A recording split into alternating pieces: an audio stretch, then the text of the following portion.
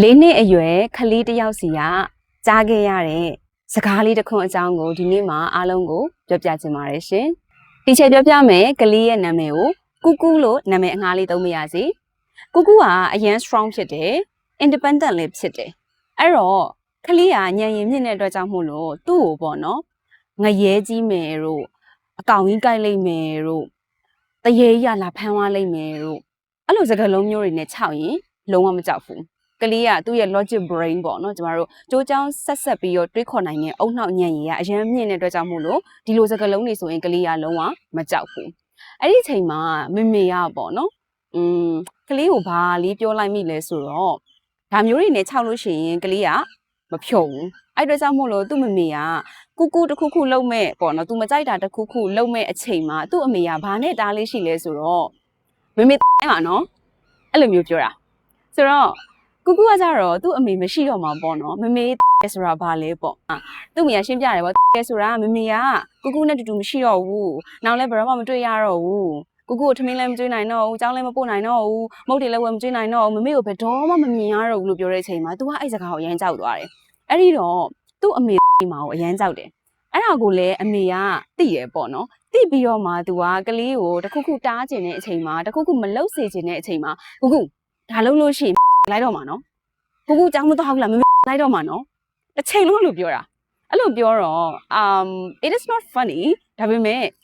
ရုပ်တရက်ကြည့်လို့ရှိရင်တော့ရည်စရာလေးလို့ထင်ရတယ်ပေါ့နော်အဲ့ဒီဟာရဲ့နောက်ဆက်တွဲကဘာဖြစ်လာလဲဆိုတာကိုကျွန်မပြောပြမယ်ခလေးကိုယ်တိုင်ကအဲ့ဒီစကားကိုလက်နက်တစ်ခုလိုမျိုးသူ့ရဲ့တငယ်ချင်းတွေစီမှာပြန်သုံးတာဘယ်လိုသုံးလဲဆိုတော့သူကစားဖို့ပေါ့နော်သူ့ရဲ့နောက်ထပ်တငယ်ချင်းတယောက်ကိုသွားခေါ်တယ်ခေါ်တဲ့အချိန်မှာအဲ့ဒီတငယ်ချင်းကကူကူနဲ့လိုက်မလာဘူးလိုက်မလာတော့ကူကူကဘာပြောလဲဆိုတော့ကူကူလိုက်မှာနော်သူကအဲ့ဒီစကားကိုပြန်ပြောတာဆိုတော့ဒါကိုကျမတို့ child psychology ကနေကြည့်မယ်ဆိုလို့ရှိရင်ခလေးကိုပေါ့နော်ဘာလို့ပုံစံမျိုးနဲ့ discipline လုပ်လိုက်တာလဲစီကံချမှတ်လိုက်တာလဲဆိုတာကိုခက်မှန်းလို့ရတယ်ကျမနာမည်လေးတစ်ခုပြောပြမယ် anxiety based discipline လို့ခေါ်ပါတယ်ထပ်ပြောပြပါမယ်ရှင်anxiety based discipline လို့သုံးပါတယ်ဒါ child psychology မှာသုံးတဲ့ဟာပေါ့နော်ကလေးကိုသူ့ရဲ့စိတ်ပိုင်းဆိုင်ရာစိုးရိမ်မှုပူပန်မှုကိုမှကျမတို့ကအခြေယူပြီးတော့ပေါ့နော်ကလေးကိုစီကံသတ်မှတ်တာအဲ့ဒီလိုမျိုးစီကံသတ်မှတ်တာဒီလုံးဝမှမလုပ်ရပါဘူးလုံးဝမကောင်းပါဘူးရှင်ကလေးကိုပေါ့နော်ကျမတို့ဒီ anxiety based discipline လို့ခေါ်ရဲကလေးရဲ့စိတ်ပူပန်မှုစိုးရိမ်မှုမလုံခြုံမှုကိုမှအကြက်ကင်ပြီးတော့ကျမတို့ကကူဒါမလုပ်ရင်မမေပါဖြစ်သွားမှာနော်ဒါမလုပ်ရင်တော့မမေကတော့ဒီလိုဖြစ်တော့မှာပဲဒီလိုစကားလုံးမျိုးတွေဒီလုံးဝမသုံးသင့်တဲ့စကားလုံးအမျိုးအစားတွေဖြစ်ပါတယ်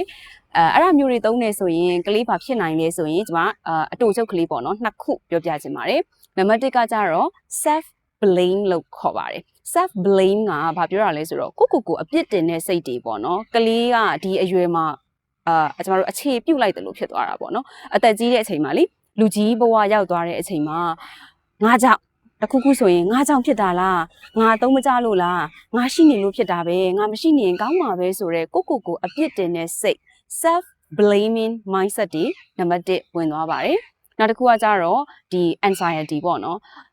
ဘာပဲလုပ်လို့အရန်စိုးရင်တတ်တာအရန်ပူပန်တတ်တာတခုခုဆိုရင် cool down မဖြစ်နေဘူးစိတ်အေးလက်အေးဘရောမှသူ့မှာရှိမနေရှာဘူးဘာလို့လဲဆိုတော့စိုးရင်ပူပန်မှုကဒီအထဲမှာရောက်နေတာပေါ့နော်ငယ်တဲ့ချိန်မှာတော့ဟုတ်တယ်ကလေးတွေကိုရုပ်တရက်ကျွန်တော်တို့အပေါ်ရန်ကြည့်လိုက်ရင်ဘာသိမှာလဲဘာမှမသိဘူးဟုတ်တယ်ဟုတ်ဒါပေမဲ့တကယ်လူကြီးဘဝရောက်သွားတဲ့အချိန်မှာ trauma တွေဖြစ်တယ် trauma ပေါင်းသသိန်းနဲ့ drama ပေါင်းသသိန်းဖြစ်ရတယ်ဆိုတဲ့ဟာတွေဒီကလေးပူစီအရွယ်ရဲ့ psychology ပေါ်ကိုအများကြီးအခြေခံနေဆိုတဲ့အကြောင်းအရာလေးကိုဒီချက်ကဒီနေ့မှာပြောပြချင်ပါတယ်ရှင်။ကျွန်မကဒီချက်ခင်မှာနောက်ထပ်ဗီဒီယိုဒီမှာပြန်ဆောင်ကြပါမယ်။